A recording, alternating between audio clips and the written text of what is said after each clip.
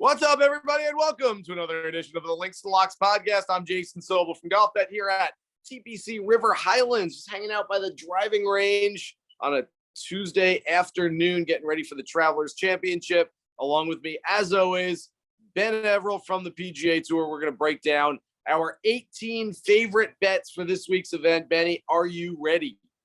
I'm never ready, but I'll give it a go anyway. We had a good time there at the US Open last week.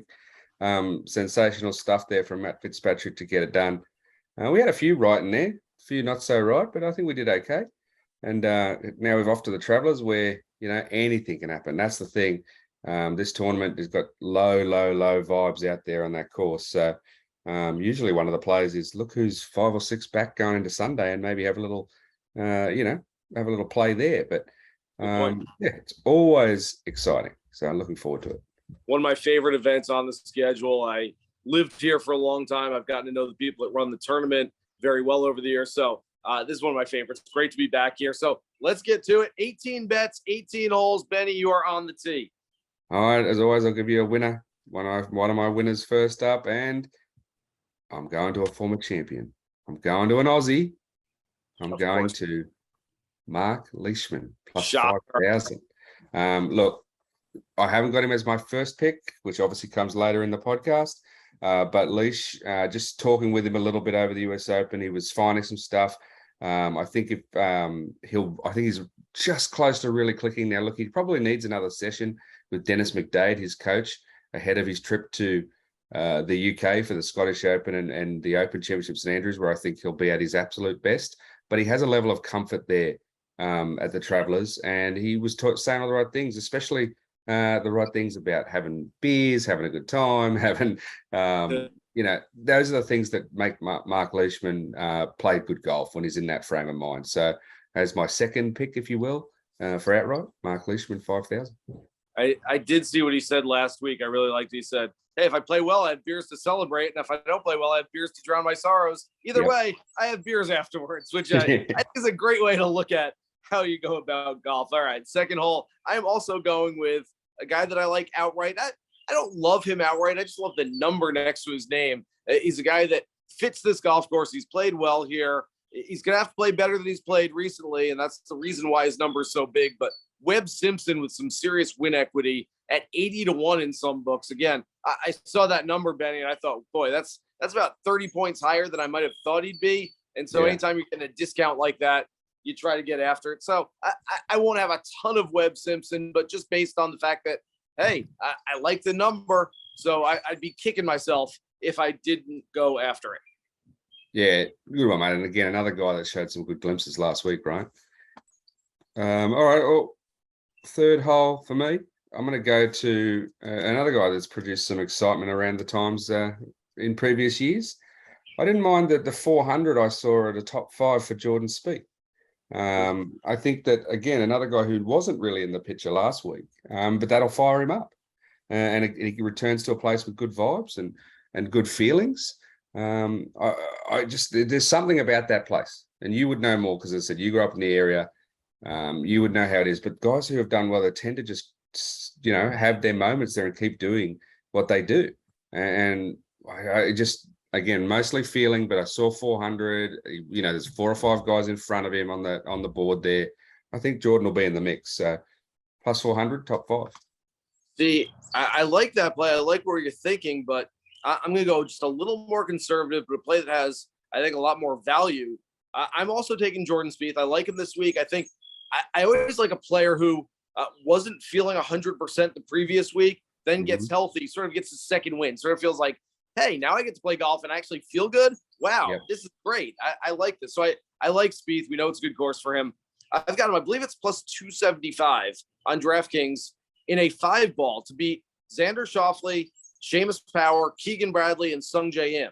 So you've got him plus 400 to finish in the top 5. I've got him just to beat 4 other players, but it's almost the same number. So I do think there's a lot of value in going after Spieth in that way, but we both like Spieth. So 5th hole. Yeah, well, mate, I'll just dive in on you there. That's a great way to look at it. I hadn't seen that number or that bet, so definitely a good one for people to look at. Well done.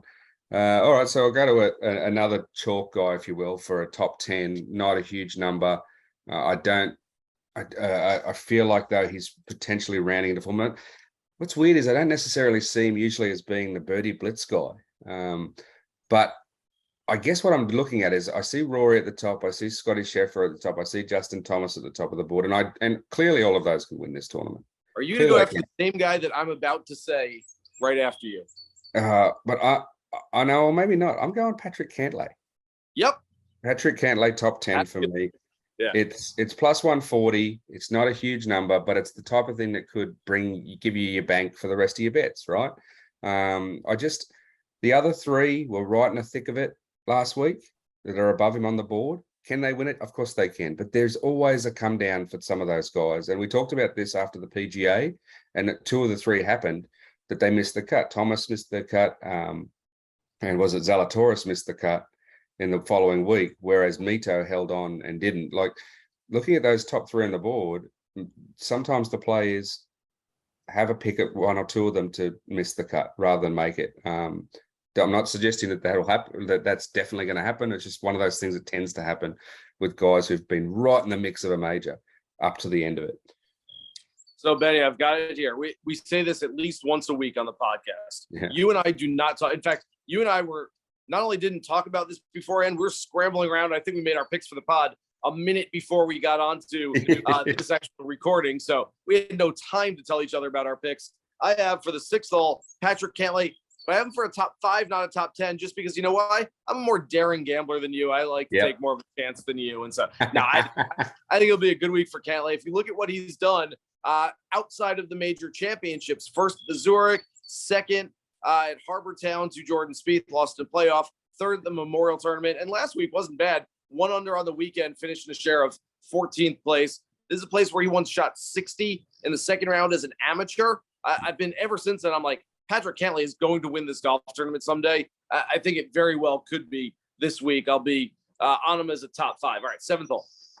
7th hole, I'm going to go to my top 20 bet. Going to a guy who's getting a lot of press. He's what we call one of our future casters this week. We've talked him up. It was a great story on pjtour.com about how he's a superstar already in the making. But top 20, look at Davis Riley, plus 170.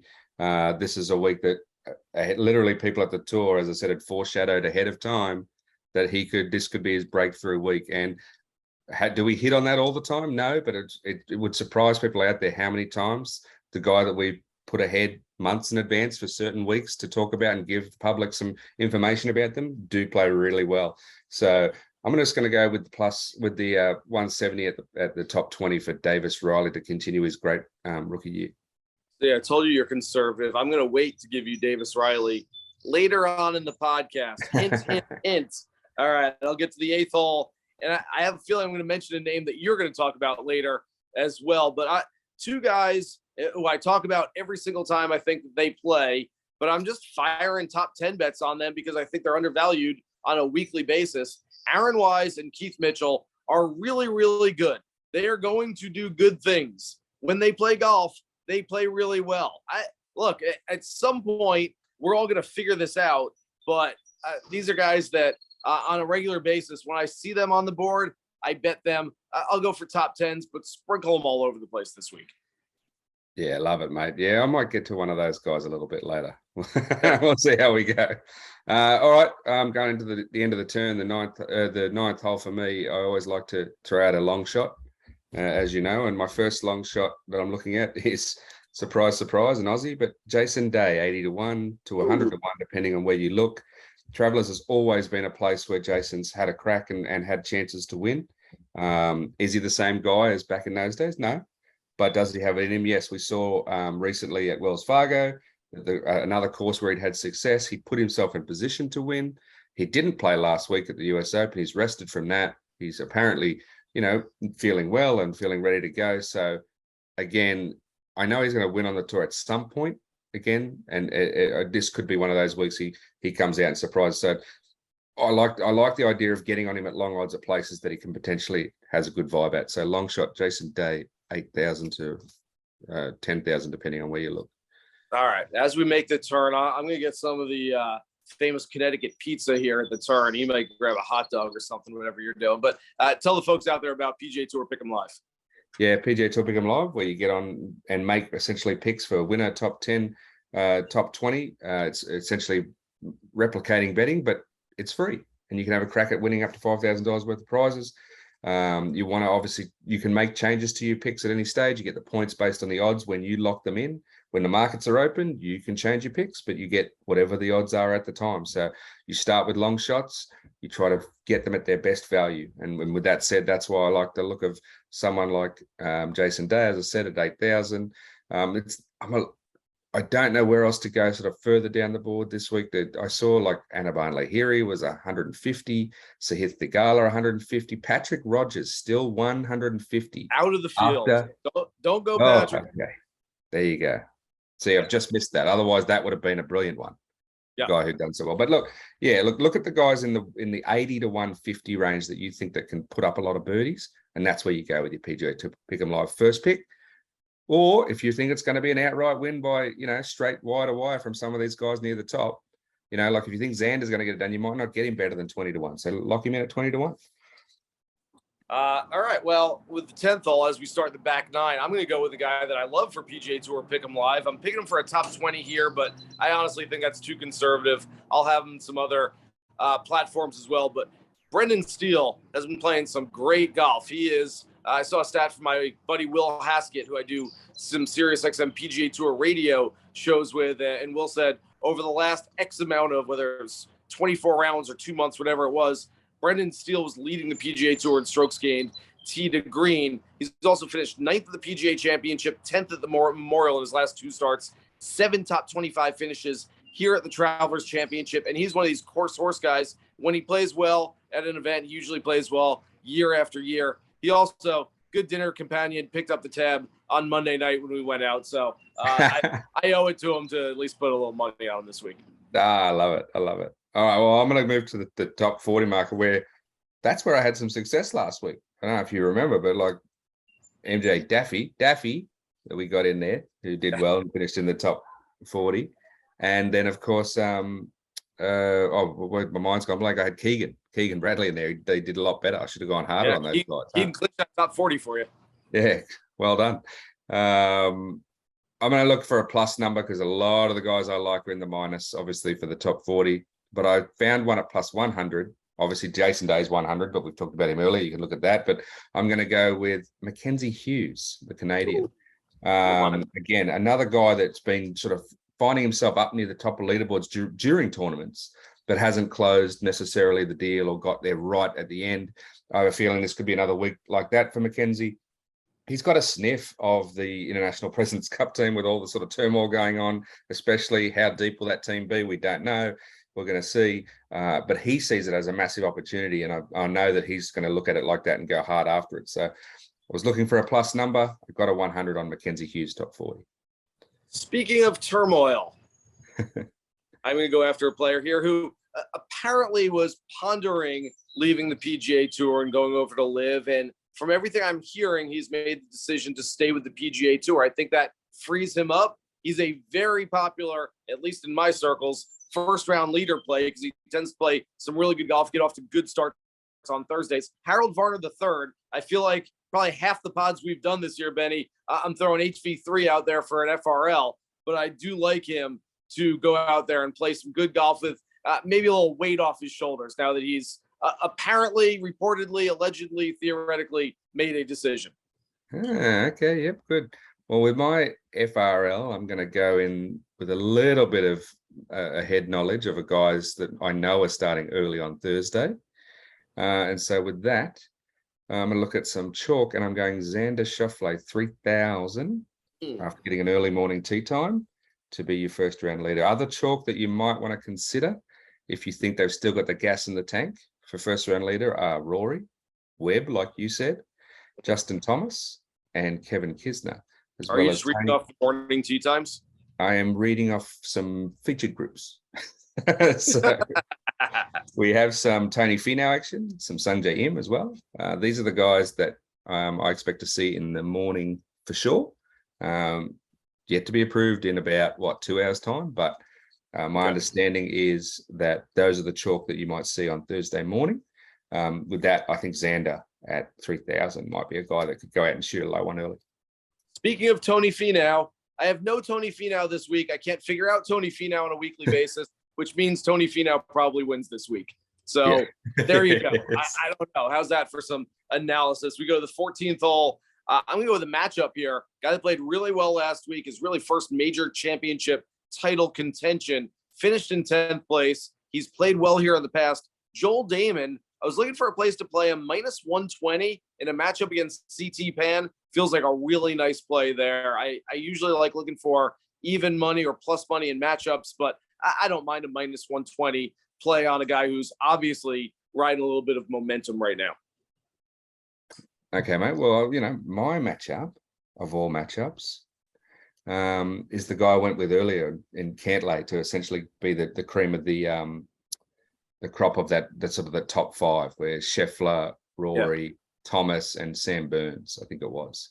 So Cantlay at 350. I think that's just essentially doubling down on what I said earlier, that I just have a feeling that Cantlay might be the guy that gets through it after not having as much gas burned. I mean, if you look at those other four, Schauffele right there in the mix, Rory right there in the mix, Thomas was there for most of the week, and Burns had a good shot at it at the US Open as well. The gas in the tank, I don't know. I just feel like Cantlay will have a bit more gas there, and we'll take those guys down. I'm with you. I like that play a lot. All right, 16th hole. This one is just sort of one of those sprinkle it all around kind of bets. Denny McCarthy is a guy that we've thought of as being one of the best putters in the world, but we don't really talk about his ball striking. The ball striking is very much improved. We saw him just like Joel Dahmen, who I talked about a minute ago. We saw him on the leaderboard at the US Open this past week. A short northeast golf course like this one should be right up his alley. I mean, this is tailor-made for Denny McCarthy. I know he hasn't played great golf here in the past, but I think he's a much improved player from what he's been in recent years. If you want to go a little bit on the outright, a little bit on the top 5, a little bit top 20, a little bit top 40, just go up and down the list with Denny McCarthy, maybe some DFS plays as well. Oh, mate, I watched him closely a few times last week, and I mean, his whole game was going well. And the putting is outstanding. It's ridiculous. It was pretty cool to watch him just basically make everything he looked at. All right, well, we're at my last outright, my number one outright for the week. Sorry, Leish, I put you into the second slot here, as we said earlier, but and you mentioned this guy earlier, and I've mentioned him, and you've mentioned him a million times. Probably every week we talk about this guy. But Aaron Wise, still 50 to 1, I believe, out there. He's just consistent with his ball striking. He's got like top 25s across the tour, different courses, everything he does well at. He's been sitting there threatening to do something massive every single week, it feels like, and it's going to happen. And I don't want to be off him when it happens. And so, you're not going to get 50, but he's been between 50 and 100, depending on what week it's been. You're not going to get that again once he does win, because that's it. See you later. And this is a week. I think he showed he was my long shot last week. He was third at the halfway mark, wasn't he? And I was spruiking everyone. I told you guys he faded a little bit and came back, but he showed enough. Aaron Wise this week. Never do the 36 hole I told you so. That never works out well. 100%. All right. So your favorite outright is a 50 to 1 play that I had mentioned earlier on the pod. My favorite outright is a 50 to 1 play that you mentioned earlier on the pod. I am going with youngster Davis Riley, who's played tremendous golf over the last 3 or 4 months. I like him at this stage in his career. These things can change in a hurry, but what he's shown is that when birdies can be made, he tends to play better golf in the low-scoring events as opposed to something like a U.S. Open. Played okay last week. It finished, I think, 31st, 35th place, but I think his best golf comes when you can make a bunch of red numbers. He's going to do that this week. He's on the same exact trajectory as a Will Zalatoris, his buddy that he roomed with during the pandemic. It's just sort of maybe 6 months, 12 months behind on the timeline. I think Davis Riley this week can get his first victory before Zalatoris even gets his first victory, even with 3 career runner-up finishes at major championships. So those are our 18 bets and 18 holes. He's Ben Everill. I'm Jason Sobel. Thanks for listening to this edition of the Links and Locks podcast. Remember, you can find this podcast everywhere you find your favorite podcast. Download, subscribe, rate, and listen. Good luck with your bets. For this week's Travelers Championship, here's hoping you hit the green.